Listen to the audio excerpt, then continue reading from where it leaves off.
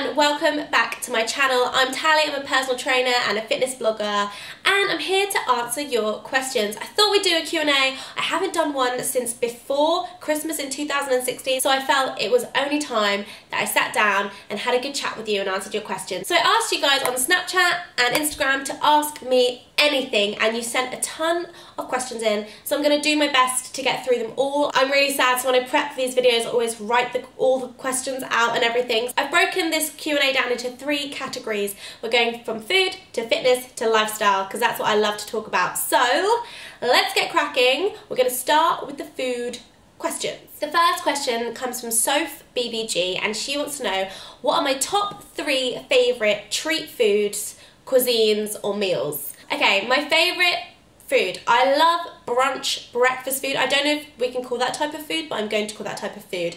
Brunching is like my favourite pastime, and I think since I've moved to London I've got so into the brunch culture. So for me it's like going out for brunch and having like waffles and pancakes and avocado and eggs and salmon and just basically having a bit of everything. That's my dream. I'm not a big craver of like super unhealthy food. I just want to have like a no calorie limit. Do you know what I mean? I just want to be able to eat whatever I like in the vast amounts I want to eat it in. I also love chocolate and ice cream, and I'm really into like a good Ben & Jerry's. They've got a couple of good flavours I love.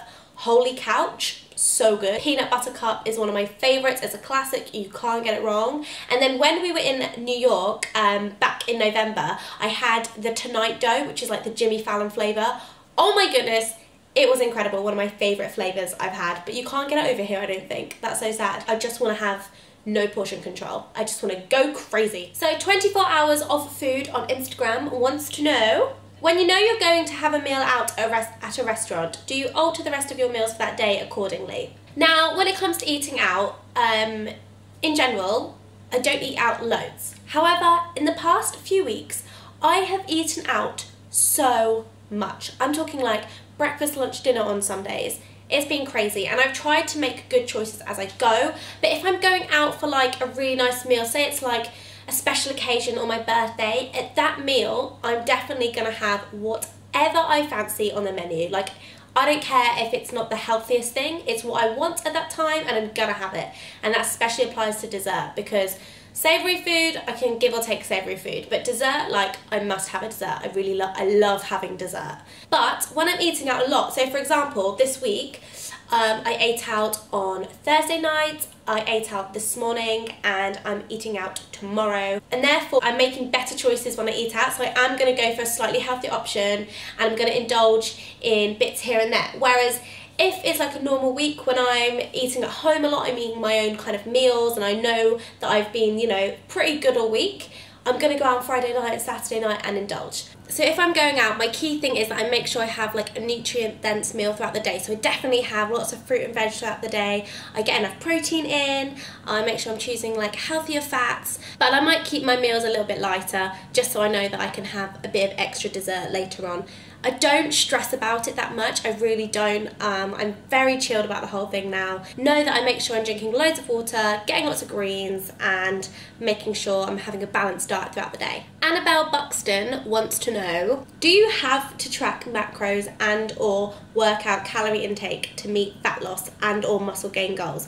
I find tracking my food intake very negative on my mental health, but I also want to meet my goals. Help. Well, Annabelle, I think it's a complicated answer. I don't think you necessarily have to stick to macros. If you understand macros, if you understand the energy values of food, and if you already have a really good knowledge of what you're eating every day, I don't think macros are essential. However, macros and tracking have their place for a few reasons. Reason number 1 is going to be if you have a very specific goal, if you're prepping for a competition, if you're a bodybuilding athlete, for example, and you have a really specific goal you're getting to, then it's a bit more important for you to track your intake and track your calories and do all that kind of stuff, and be really precise. However, it's also a really great tool if you're starting out on your journey and you have no idea how much protein is in a chicken breast. You have no idea how many carbs are in a banana, for example. Like, it's good to understand the value of these foods. And I actually recommend my clients to potentially track macros for a couple of weeks just to get an idea of what's in food.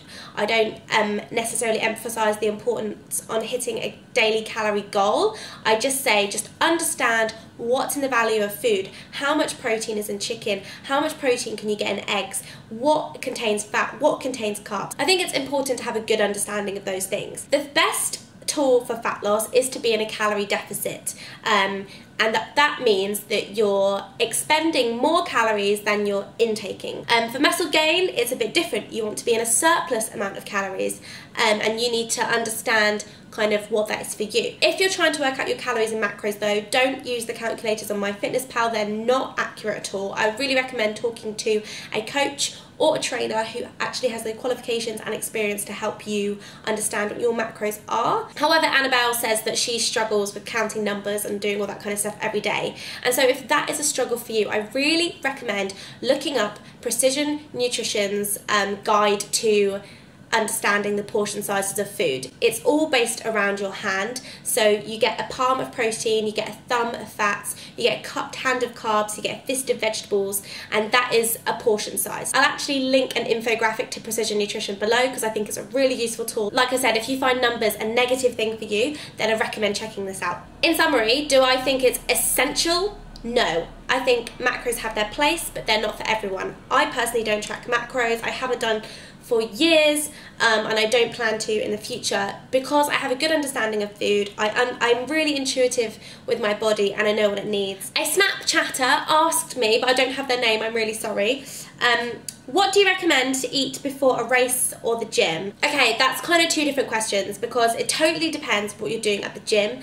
Personally, I like to eat before I train, and those meals often tend to be made up of carbs and protein. So if I want a lighter meal before the gym because I know I'm doing really like heavy cardio and I don't want to feel like I've got food swelling around in my stomach, I often have like a smoothie. So something really as simple as like one frozen banana, a scoop of protein, ice and almond milk. It's not huge, but it gets me through my workout, and then I come home and have a big breakfast. Alternatively, on days when I'm doing like a heavy weights session and I want to have a bit more fuel in the tank to keep me going a little bit longer, I love having protein oats. I actually put this recipe in my last vlog, so go check that out, but it's oats. I love putting chia seeds in there, protein powder, and then I often put fruit on the top and maybe even some nut butter too. I find that keeps me going a really long time, especially through like a leg day, for example. So when it comes to a race, by the way, I'm no race expert, and so I'm not going to be the queen of talking about carb loading. It's not my expertise at all. I would make sure I'm having probably an oats based, and I'd probably have a slightly larger bowl of oats than I would on a normal day. And I'd probably, if I was racing in the morning, I'd probably eat some carbs in the evening. But like I said, I'm not an expert. Jack is calling me. I sent him to Tesco's with a shopping list, and he wants my help. Hello. Magda BBG asked on Instagram, how do you survive without coffee? Well, I just do. I've never drank coffee before in my life. If you're a personal trainer, it's kind of like known in the industry that all personal trainers survive on coffee. I personally don't drink coffee because I hate the smell of it. I just think of weird, you know when you always have like those teachers at school. I had this maths teacher that always used to have the most disgusting coffee breath ever, and it put me off coffee for life. I just think, ugh, it smells gross. Second of all, I know it's an expensive addiction, and knowing me, if I got into coffee, I'd be having like 5 coffees a day. I'd be spending a lot of money on something that I know that isn't necessarily always great for my body, and I don't need it. I only drink green tea, I drink matcha lattes a lot, and my favourite hot drink at the moment is turmeric lattes. Oh, if you get extra cinnamon on it, so good. That's my go-to like hot drinks, and my herbal teas. I've never had coffee, so I don't rely on it. If you do have like tons of coffee, I would suggest trying to cut back a bit and swapping it for maybe like matcha or green tea. Okay, moving on to your fitness questions. And once again, I've got 5 questions in this category, so I'm going to try and answer them as best I can. Flint Fitness on Instagram wants to know, she asked 2 questions. Do you plan on doing any races in the future? And where do you go for fitness inspo? So I'll answer question number 1. Yes, I am running a half marathon at the end of May. Have I started training for it? No. Am I planning to start training for it anytime soon? Maybe. I really need to sort out. I need to get my running shoes on. And then she asks, what do I do for fitness inspo?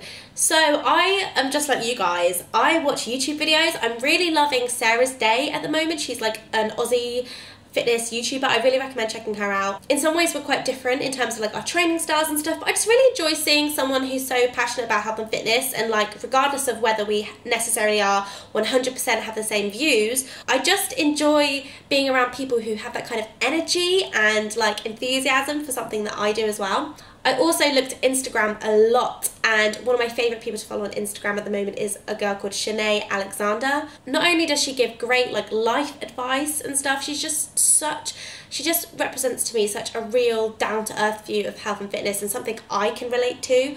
I really enjoy her. And then of course I follow all like the London fitness girls. I love them to bits, and a lot of these girls are my good friends too, so I just find them hugely inspiring all the time, like Sana, H.B. Yan, Natalie Glaze, Vicky, like so many people. I love them all. A Snapchatter wanted to know workout tips and home exercises for those that can't afford the gym. Well guys, that is something I'm really passionate about, and I am going to do my best to keep bringing you more at-home workouts. If you don't have a gym, or you're struggling to get to the gym because of time and everything like that, I really suggest you go check out a couple of places. Number one, go back in my video kind of library and check out my Vidmas at-home workouts. I've got a HIIT at-home workout and a strength home workout. I'm really proud of those videos, and they're definitely something I want to keep bringing to you. The main reason they haven't come yet is because before I used to do it literally in the spot behind me, and since we filmed the videos we've got a whole load of new furniture and I can't move it around on my own, so I'm really struggling to film unless there's loads of people there to help me move everything around. So I'm looking for a studio space, and I will promise to get some stuff to you soon because I love doing those workouts. Second of all, go check out my Facebook page. I've got 3 home workouts for you to try. One's a 15-minute ab workout, and then you've got 2 20-minute HIIT workouts as well. So go check those out. And then also, you've got people like The Body Coach, who has a ton of free workouts on YouTube and stuff. So there's so much you can do. mhill34 on Instagram wants to know, what is my top tips for staying fit as a musical theatre major? If you guys didn't know, I went to drama school. I studied musical theatre for 5 years, and I became a personal trainer. And I'm lucky that my mum still supports me through it all because, yeah. So if you didn't know, I was at drama school for 5 years, and that's the time when I discovered my passion for health and fitness. It's a really physical course. You're constantly dancing, you're moving, you've got a lot of rehearsals to do. It is pretty intense, so you're already going to be pretty fit just from your classes and everything like that. But if you want to do a bit extra on top, I'd recommend doing a bit of resistance training to help strengthen your body, strengthen your core. Bodyweight exercises are great for doing that, things like pull-ups and the calisthenic type stuff. HIIT training is really great because you're going to be time poor as a musical theatre student, you definitely are, so it's great that you can just squeeze in like 15-20 minutes of interval training every so often, just to increase your cardiovascular capacity, because you're singing and dancing at the same time and it is hard. My last question is from Instagram, and it's from Kathy B, and she wants to know, any advice any advice injury prevention would be great. I've gone from hip to knee to foot and back to knee pain in my right leg since October. I am learning the hard way how important strength, stretching, cross training is. My top tips for injury prevention are a couple of things. Don't overtrain, don't overdo it. If you're not giving your chance a body to recover, then you will get an injury eventually and it will force you to stop. You're just going to crash and burn. Second of all, I think Kathy's right. It's really important to have like a variety of training in your routine. So for example, I always recommend my clients to do something to do with like movement and stretching. So like a Pilates or a yoga on top of doing weight training, maybe only 3 or 4 times a week depending on your routine, and getting some cardio in there as well so you're fit. But really keeping like this really balanced routine, because then your body doesn't just get used to doing one type of thing. Because what happens is we become conditioned to do one type of thing, and then when we go and try and do something else that's slightly different, that's when we get an injury, because our muscles and our body doesn't know how to compensate for those movements. But also strength training is fantastic. especially if you're running, for example. Let's take a runner. So if you're running for a marathon and you've got dodgy knees, chances are the weakness is actually in your glutes and your hamstrings, and they are not supporting you.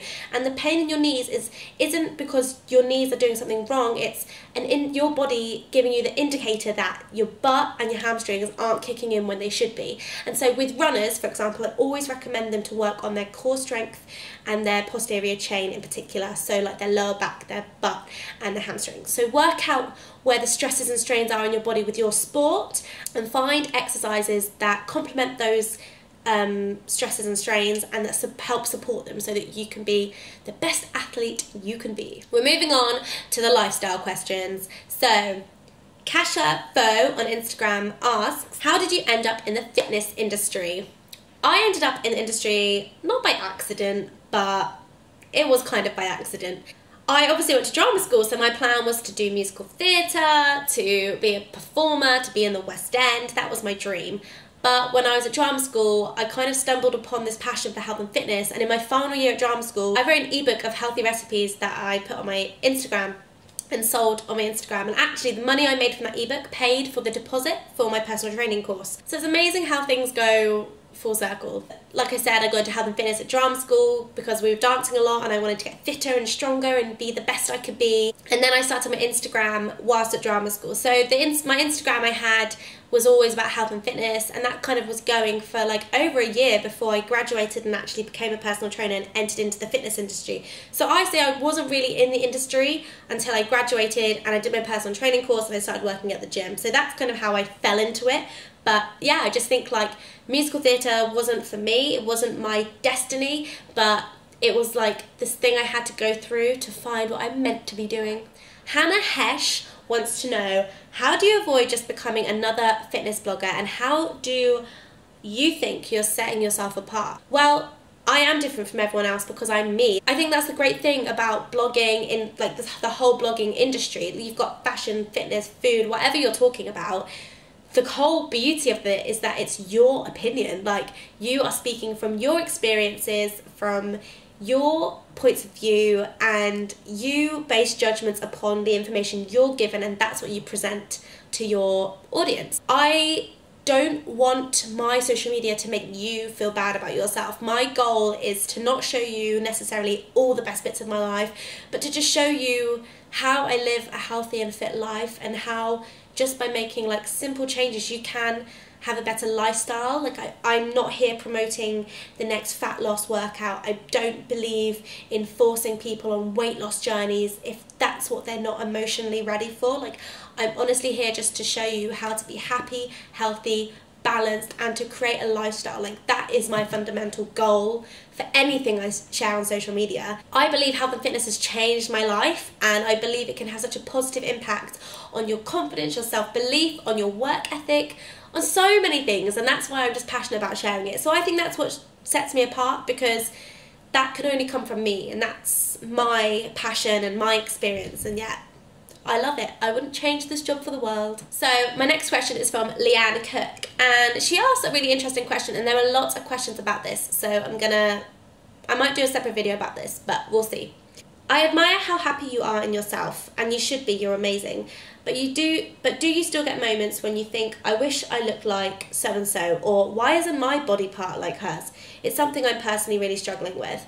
Yes, I definitely get those moments. I definitely have my doubts sometimes, and I have to remind myself, no, you practice what you preach, Tally. Like, you believe in yourself. Like, your body is great. You are enough. And I think if you've been following me on Instagram and Snapchat and stuff recently, the past few weeks have been a pretty tough time for me. I've been feeling pretty overwhelmed with work and life, and I feel like I've not been training the best of my ability. I've not necessarily been eating to the best of my ability, and I found myself getting frustrated at that whole situation. Yeah, and you're like, oh, well, I see that fitness blogger, she's working out at 6 AM every day, and she's there with her green smoothies, and I'm sitting eating granola at like 10 PM at night. You know, I can't stop eating chocolate. And I think just because I'm a personal trainer and I'm in this fitness industry, it doesn't mean that I don't have my moments. But those moments are few and far between. I always kind of snap myself out of it, check myself, They always say comparison is the thief of joy, and I just try to remember that I'm special, I'm unique, my body is mine. Unfortunately, thanks to genetics, no one's going to look like me, and I'm not going to look like anyone else, because we are all unique. So that's what I try and remember, but I definitely have those moments. And this moves really nicely onto Hannah Eats' comment, and she said, how do you learn to love your body?